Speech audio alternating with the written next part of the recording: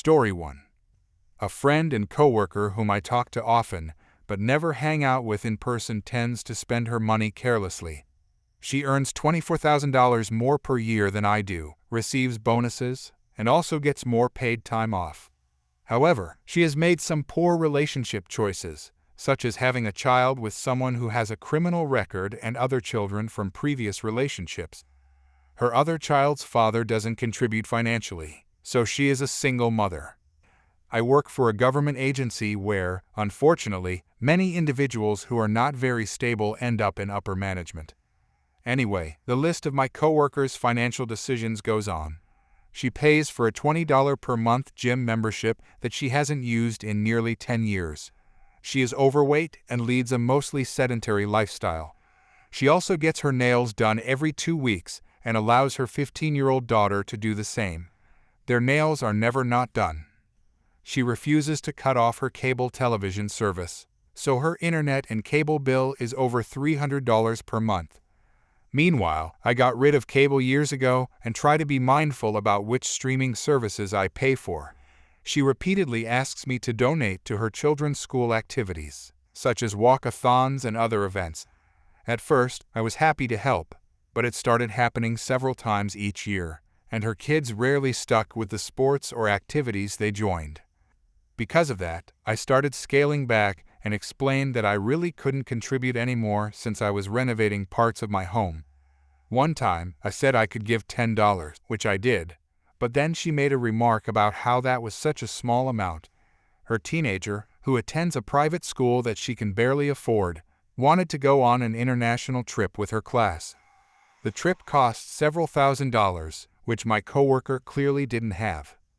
When I was growing up, if my parents felt they couldn't afford something, I simply didn't get it. They didn't ask other people for money. My coworker, however, has a history of weak boundaries and enabling behavior. During a recent conversation, I mentioned that a contractor quoted me $4,300 for a fence, which I thought was far too expensive. The very next day, she brought it up again, clearly remembering what I said about my home renovations. She jokingly said she knew I had money set aside for those projects, but that she needed a loan. I was taken aback and honestly felt uncomfortable. I realized that if I ever lent her money, I would only be enabling her ongoing, unhealthy financial habits. So, I calmly told her that I wasn't in a position to offer any loans. Story 2. I graduated from a really small, rural high school in Idaho. 14 people in my graduating class. It was the sort of school where they didn't offer foreign language, math beyond Algebra 2, or science classes with labs. But they did have sports. The history teacher was primarily there to coach junior high football and high school basketball. Every single day for history class, he would tell us, "Bring something to do." We never cracked the textbook at all. We should have been learning us history: Revolutionary War, Lincoln, World War II, Civil Rights Movement, Cold War. We didn't cover a single thing all year. Best of all, when it came time for an end-of-semester exam that would be reviewed by the superintendent, he would pass out a test and then write the answers on the board. If you're a student, go ahead and get everything right. If you're a B, miss a couple. If you're a C student, get about 5 wrong. This is the part that makes professional teachers rise up out of their chairs and offer to contact the State Board of Education to have his credentials revoked. All that time, all that pay, when he was supposed to be doing his job, he took a break hour at the cost of our education. Professionally, this is like a major fail on the job, like a doctor treating patients with sugar pills, a contractor pouring concrete but refusing to use rebar, or a cop spending the day watching Netflix in a patrol car. For 180 days he showed up and refused to do his job, then created fake evidence to make it look like he was acting like a licensed professional. He taught history classes to all students in grades 7-12, and he was pulling similar stunts in every single class. All other teachers in the school would get periodic audits. Teachers from other school districts in the state would come review lesson plans and observe classroom behavior. For some reason, the coach was excused from these reviews. Complaints to the administration fell on deaf ears. About 2.5 months later, I was hired as a mall Santa about 20 miles away. It is a harder job than you might imagine. Frisky teenage girls, idiot boys, crying children, and pure greed. Most kids would come sit on my lap and tell me about the 1539 items they wanted for Christmas. I'd pull out my deepest voice and stroke my beard, then look them in the eye and say, "Well, I don't know. I've been keeping my eye on you, and I have some concerns. Your room needs some attention. You could keep the complaining down when it's time to eat your vegetables, and if siblings were present, you have been fighting with your brothers and/or sisters entirely too much." Kids look shocked, like they've been caught doing something naughty. "I'll tell you what, you work on those things, and help Mom when she needs it, and we'll see what we can do." Parents would stand there nodding, saying, "You tell 'em, Santa, give the kid a mini candy cane and send them on their way. No promises made, maintain the magic, and try to get some good behavior out of the kids." Well, one Saturday afternoon, this old history teacher comes and gets in line with his 6-year-old boy. They eventually get to the front of the line, and the kid takes a seat on my lap. "I want Teenage Mutant Ninja Turtles, and a Nintendo, and a fire truck, and a bike, and I looked at him and stroked the fake beard, then asked, "You really have been a good boy this year, haven't you?" Tell me something, do you have a pony?" "No." "Well, I think Santa needs to bring you a pony. You can ride him to school and feed him apples and carrots. All your friends will want pony rides at recess. Tell me, what are you going to name him?" "Do you have a BB gun? Santa thinks you need a BB gun. How about a trampoline?" The teacher coach got wide-eyed and butted in, "Now, hold on a minute, Santa. You stay out of this, Tom. This is between me and your little boy here." Tom didn't recognize me with the beard, fake eyebrows, and padded jacket. I went back to the discussion with the little boy on my lap. "Remote-controlled car, computer for your bedroom, bow and arrows, maybe a cart for your pony to pull." I promised the kid everything I could think of. Finished it up with, "You will see all of that under your Christmas tree on Christmas, okay? Just make sure your dad doesn't get up early and hide it all from you, because he might get jealous of all your cool stuff. And figure out where you are going to build the stable, and where you're going to park your dirt bike." The little boy had the biggest grin on his face. I handed him 5 candy canes, told him to keep up the best behavior of all the kids in the world, and sent him on his way. The dad/coach/teacher kept looking at me, trying to figure out where he knew me from or what he could have ever done to incur my wrath. I waved with a friendly, "See you later, Tom," and took the next kids in line. I sometimes thought about stopping in at his summer job, stocking shelves at K-Mart, to explain why I'd done what I did, that it was payback for him screwing over the education of every student in the district, grades 7-12. But I'd prefer to think of him just stumped for the rest of his life, wondering what he'd done to earn Santa's revenge. Story 3. So, I was supposed to meet a friend after work for a drink that day, but, as usual, she was late, like really, really late, and I ended up with an hour to kill. No problem. I was near Boulevard Haussmann, so I went straight to Galeries Lafayette to browse around all the things I can't afford. I usually avoid that place because it's crowded with tourists and not very cozy, but there are several floors of stuff to look at, so it's perfect for killing time. Here I am, walking around, browsing. One thing you need to know, I had an important meeting at work that day, so I was still wearing a black suit with a red tie. Anyway, I was looking at some shirts when I heard a deep man's voice speaking English very fast with a really thick accent. It took me some time to realize that he was talking to me. I turned around and saw this very large fellow, still speaking extremely fast, looking at me. I tried my best, but I swear, despite all my efforts, I had no idea what he was saying. I'm not very strong in English, but I can usually understand people from all over the world. Not this guy. I could barely catch 1 or 2 words like size and shirt, but that was it. The mix between the accent and the ridiculously fast pace was almost impossible to follow. He was talking so fast that I had to pause for maybe a minute just to process before I could answer. Between 2 breaths of the large man, I managed to say, "Sorry, I don't speak English." Obviously, that was not something I should have said. He started to speak even louder, his face turning red, and his arms flailing all over the place. I started to panic a little, but understood that the man was asking me for help with his shopping and was not pleased by my performance. I managed to snag another moment between his sentences, just enough to say, "Sorry, I don't work here, sir." Another mistake. He started to speak even louder and faster. I wasn't sure it was possible, but I was wrong, and I had no doubt anymore. This guy was angry at me, like really, really angry. Finally, an actual employee came to my rescue, wearing, as you can guess, a suit and tie. But before he could say anything, the large man started yelling at him while pointing a finger at me. The poor employee looked at me like, "What is happening here?" and said in French, "What does he want? I don't understand him." Surprisingly, hearing people speak in French made the large fellow even angrier. We tried to explain the situation, but all we got in return was a long string of gibberish and the word manager. At this point, a woman came up to us with 2 teenagers by her side, and for a brief moment, I hoped she could calm down the large man or help us communicate.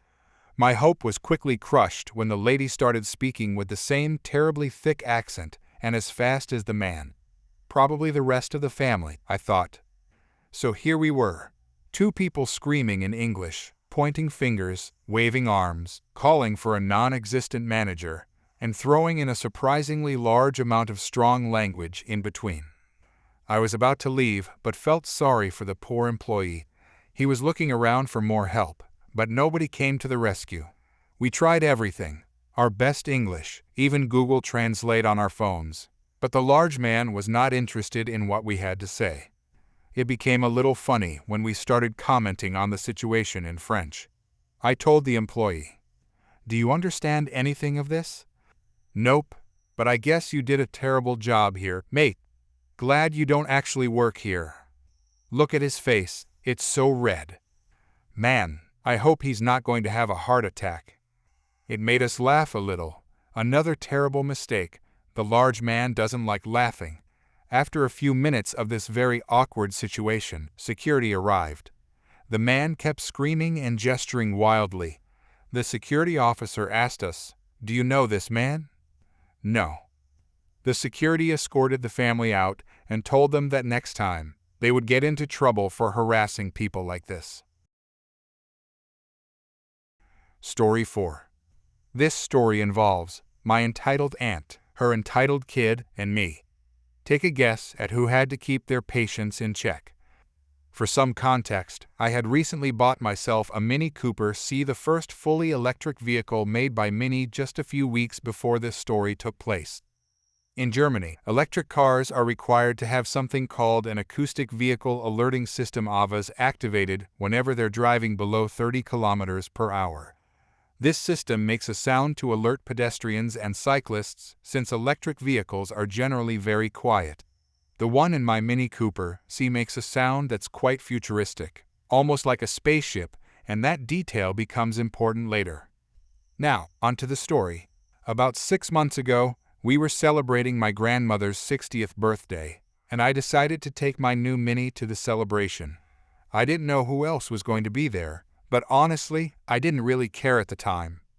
The drive to my grandmother's house was long, and I knew I would need to recharge my car while there. Otherwise, I wouldn't have enough power to make it back home. When I arrived at my grandmother's house, I saw a few people waiting in the driveway, including my entitled aunt and her equally entitled kid. To park in the spot they had set up for me next to an outlet where I could charge the car. I drove slowly because I had only done this a few times before and wanted to be careful. Since I was going under 30 kilometers per hour, the AVAS system was turned on and making its usual spaceship sound. After parking, I got out, plugged my car into the outlet, and went inside to join the celebration. About 2 hours later, I decided to step outside for a bit of fresh air and to check on my car. It was still new to me, so it was normal for me to be a bit overprotective. That's when I noticed my entitled aunt and her kid standing next to my car, clearly fascinated by it. The conversation went something like this. Entitled kid, Mommy, this car sounded like a spaceship.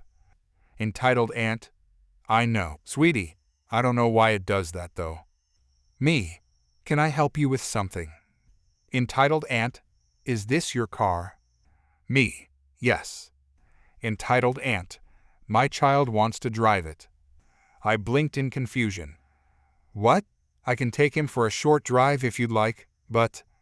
She cut me off. No, he wants to drive it himself.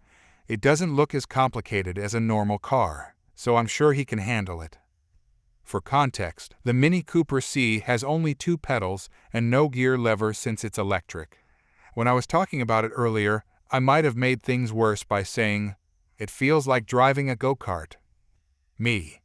It's actually a lot more complicated than it looks. Entitled aunt. But it sounded like a spaceship, so it can't be more than a little toy. Entitled kid. I want to drive the spaceship now. Me. Sorry, but I can't allow that. Entitled aunt. Why not? You're just being selfish. He can drive it for a minute or 2 in the driveway. Me. No, he's just a child. Entitled aunt. I bet you don't even own that car. You probably stole it or borrowed it from someone else. Me. No, I own it. I have the keys right here. That was a big mistake. I pulled out the keys and unlocked the car to prove my point. Look, sweetie, now you can get in, my aunt said as she lifted her son and placed him in the driver's seat. At this point, I was both annoyed and shocked. Me. Excuse me? What do you think you're doing? Entitled aunt. You've been very rude to me and my little angel, so he deserves to drive your car. Thankfully, the car couldn't be started since it was still plugged into the charger. Her kid was pressing random buttons, messing with the electronics, and trying to start the car by pressing the big yellow start switch below the navigation screen. Me now frustrated. Would you please take your kid out of my car? Entitled aunt. No, he deserves it. That was it. I'd had enough. I carefully moved the entitled aunt aside, opened the driver's door, and lifted her son out of the car, placing him gently on his feet beside it. What did this kid do next? He threw himself onto the ground on purpose and started crying, claiming I had broken his arm when I took him out. My aunt immediately started shouting and making a scene, acting as though her child had been seriously hurt even though I hadn't used any force. Before I could even respond, the entitled aunt stormed toward me and raised her hand, clearly about to slap me. But I stepped back quickly and she missed. She ended up stumbling a bit, which only made her angrier. She began yelling that I had assaulted her and her son, causing even more chaos. The noise drew everyone outside, and my other relatives came rushing over. My grandmother, furious that someone would try to start a fight during her birthday celebration, immediately stepped in.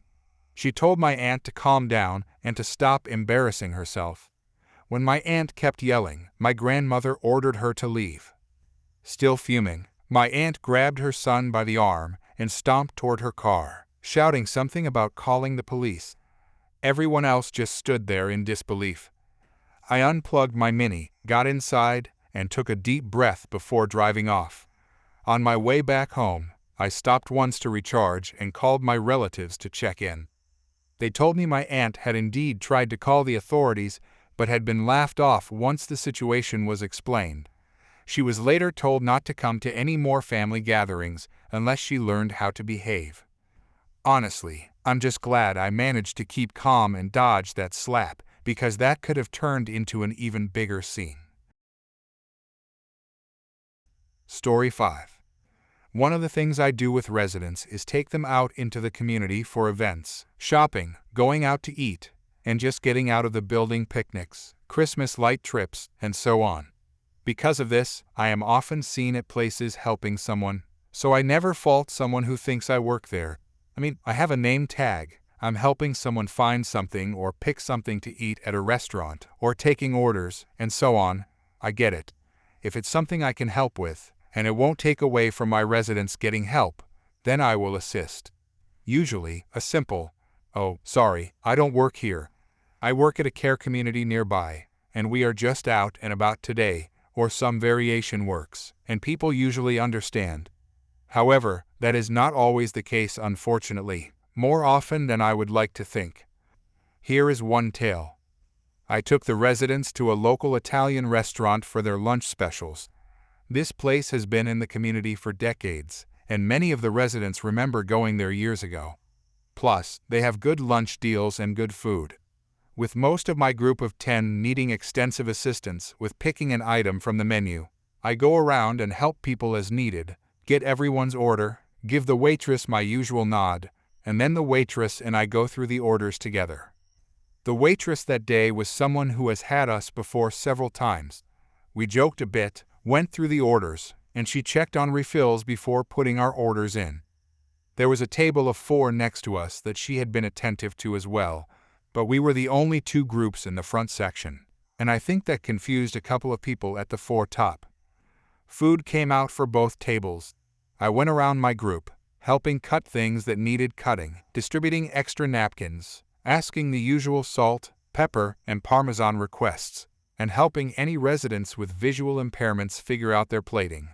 The waitress checked in with both tables, but I wasn't paying much attention, as I was keeping an eye on my residents. I took a few residents to the restroom. I was bringing the last resident back when I walked up to one of the ladies at the table of 4 arguing with the manager. Annoying lady. There she is. She's the one playing favorites. Manager. Oh, her? She doesn't work here. Nonsense. She was taking orders from that table, helping with every need, and completely ignored our table. The only reason we got any service was because that nice lady, points to the waitress, took time away from her other tables to check on us. I demand you do something about this. She shouldn't play favorites, and she was so obvious about it. She hardly even looked at us at all. Me? Oh, I'm so sorry for any confusion. I don't work here. I work at an assisted. Stop lying, you judgmental woman. At that line, my entire table got very upset and started shouting at the lady. Hey, don't you dare talk to her like that.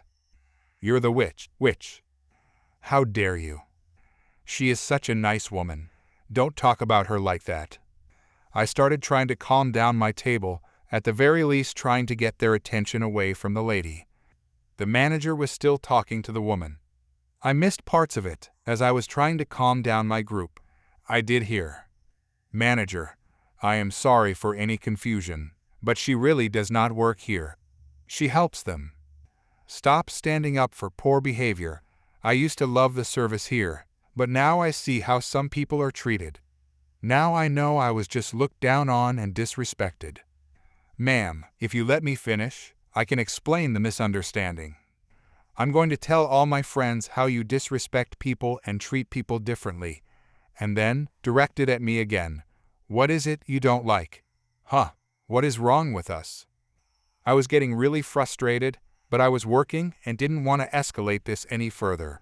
Plus, this is a favorite spot for me to take the residents, with the staff being incredibly wonderful and patient with the residents, which isn't super common, unfortunately, so I decided to try something a little different.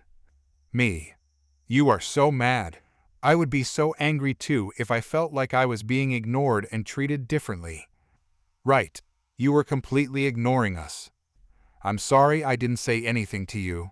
You see, when I'm out with my residents, I tend to get so focused on them and their needs.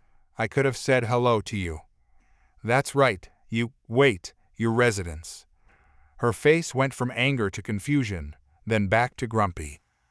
Why do you call customers residents? Air quotes included. Oh, well, we are from a care community down the road and here for lunch. We tend to call the people who live there residents. Man at the table. Honey, I don't think she works here. The lady looked at me. You don't work here. Nope, I work at community name. The lady looked around the room for a minute. Well then, why didn't anyone say that? Come on, let's go. Her table finally left. A good half of my table glared at her as she walked out the door. Both the manager and waitress apologized, but no apology was needed. It wasn't their fault. The entire ride home, The residents who remembered the event kept saying how mean she was and how happy they were that I helped them. This led the ones who didn't remember the event to ask what happened, and the others repeated it. Soon, everyone was commenting, saying things like, "How rude," and "What was wrong with her?" At least I know my residents have my back. Story 6. Short backstory. I have always been, and still am, a very trusting person, some might even say overly trusting. In general, I think people can be difficult, but on an individual level, I try to give them the benefit of the doubt. That personality trait plays a big part in this story. No names or locations are included in this account. A few years back, my then girlfriend, now wife, and I wanted to buy a house while interest rates were low. We knew we would eventually get married, so we wanted to lock in a good rate. However, since we had both recently graduated from college, carried a fair amount of debt, and had entry-level jobs, we decided to rent for a year to improve our credit and save money before buying. We found a great apartment in what I think is called a townhouse complex, a group of 2-story buildings, each containing 4 apartments, 2 on each floor. During our initial walkthrough, I noticed a "Do Not Occupy" notice posted in the shared lobby of the 4 apartments. Concerned, I asked the landlord and property manager about it. She explained that the town had requested an upgrade to the electrical service for each building, but assured us that it was completely safe and that the upgrades were already underway. She added that, out of the 30 or so buildings on the property, only a few still needed this minor improvement. Being the trusting person that I am, we signed a 1-year lease. Things went smoothly throughout our lease. Near the end of that year, we began house hunting and even signed with a real estate agent. Unfortunately, inventory was low, and we couldn't find any house we wanted to make an offer on. About a month before our lease ended, we received a letter from the property manager asking if we planned to renew or move out. I called her, and since her office was in one of the buildings, she asked me to stop by in person instead of talking over the phone. When I met with her, I explained that we didn't want to sign another 1-year lease because we were actively looking for a home. I asked if there was an option for a month-to-month arrangement or a shorter lease term. The property manager smiled and said she liked us as tenants because we were a nice couple who always paid on time. She explained that normally, the month-to-month option cost about $200 more per month than a fixed lease. Then, she leaned in, gave me a wink which I found a bit strange, and said that because she liked us so much, we should go ahead and sign another 1-year lease. She promised that if we found a home before the year was up, she would work with us so we wouldn't lose money. Trusting her word, I took the lease home, and my now wife and I signed it. About a month into the new lease, we began noticing a strong fish-like odor in the apartment. We searched everywhere for the source and eventually turned to the internet for answers. We discovered that sometimes, when an electrical outlet goes bad, it can emit a smell similar to rotting fish. We listened closely and heard a faint clicking sound behind our couch. When we pulled it away from the wall, we saw an outlet sparking and smoking. We immediately called the property manager, and the outlet was replaced soon after. A few months later, we finally found our home. We put in an offer, and it was accepted that very same day. Excited, I called the property manager and left her a voice message to let her know that we had found our house and that we planned to move out in 2 months, finishing out the current month before leaving. The next day, while I was at work, she called and left an angry voice message. In it, she practically yelled that we had signed a 1-year lease, and that if we moved out early, we would be responsible for paying the remainder of the lease term around 5 or 6 more months. She also added that we could not use our 2-month security deposit toward rent.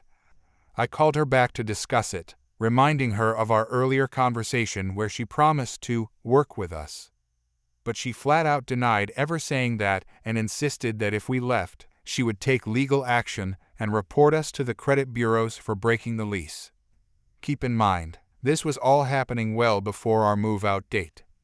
Realizing she was sticking to her story, I began researching my options. From what I could find online, my best approach was to show the apartment myself and find someone willing to take over the lease. When I informed the property manager of this plan, she claimed she wasn't sure she could allow that either. At this point, I was preparing for a potential lawsuit.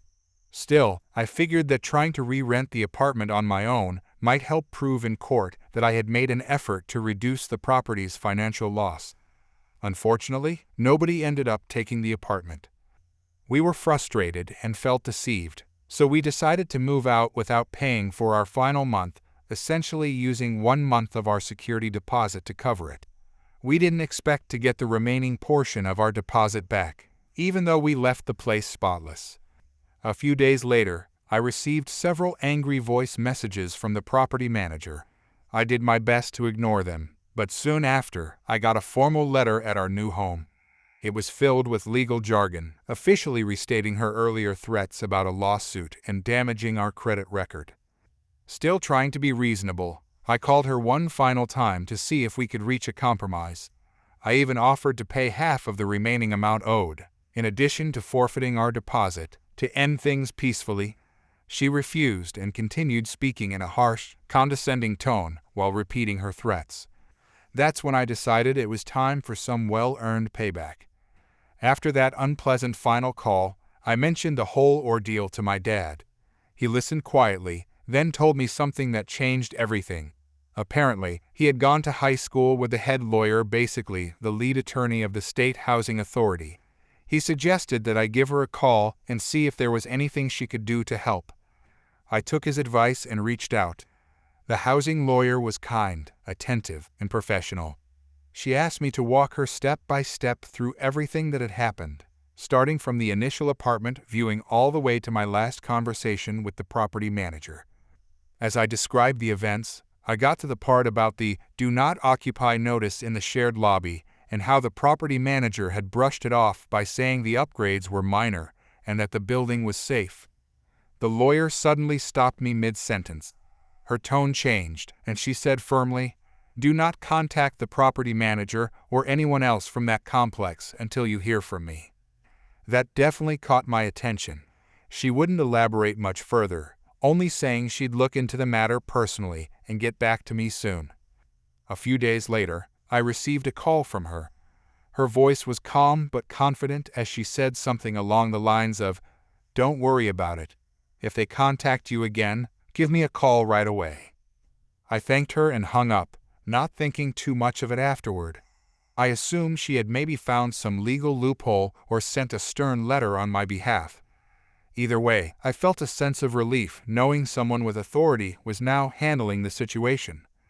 A few weeks passed, and one evening, while driving home from work, I ran into a traffic jam caused by an accident on the main highway.